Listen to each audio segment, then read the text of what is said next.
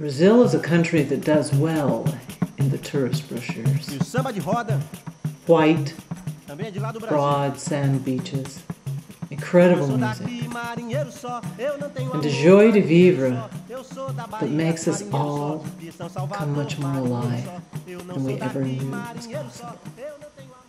This is the side of Brazil that many of us hear about, and that's the one that lures millions of people to visit every year. Salvador, Bahia in northeastern Brazil is the largest African city outside Africa.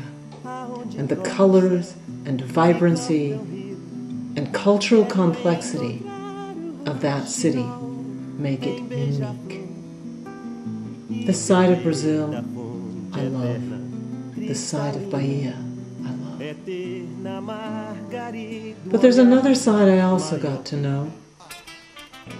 Brazil is one of the most unequal and violent countries in the world. Brazil has a fairly high gross national product, but 80% of its population lives in poverty. Northeastern Brazil in Bahia is 80% African Brazilian descent and, coincidentally, 80% impoverished. The vast slums of Brazil are remarkable for their size and their violence. I lived in those shanty towns with friends. As an anthropologist, I was doing research there. I also became completely infatuated with an African Brazilian martial art and dance form called capoeira.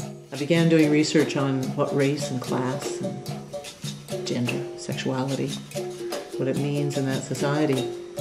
And while doing the dancing of capoeira, I met one of the most amazing people that I have encountered in my life.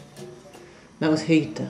She is African Brazilian from Salvador, from one of the slums.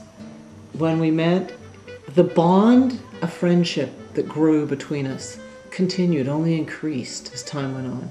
She asked me if I would help her to be an activist for change in her community.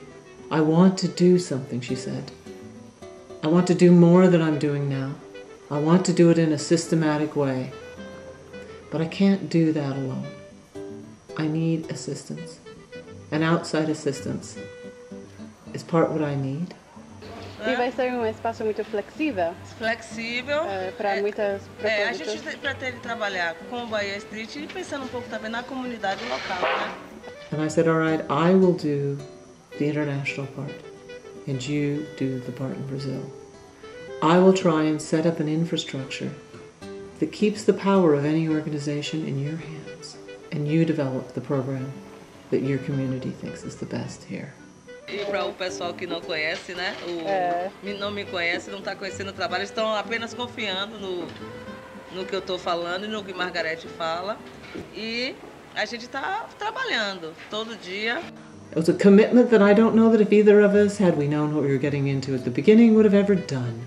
But an incredible thing, once done, once involved. That was in 1996, 97. And from that grew Bahia Street, a non-profit that provides education for young women and girls in Brazil. It's not such an easy thing to do this kind of undertaking.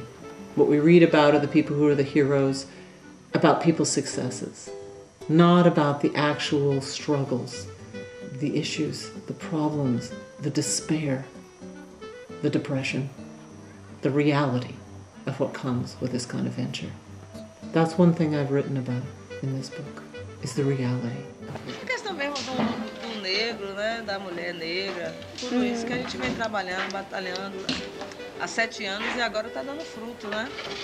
Isso.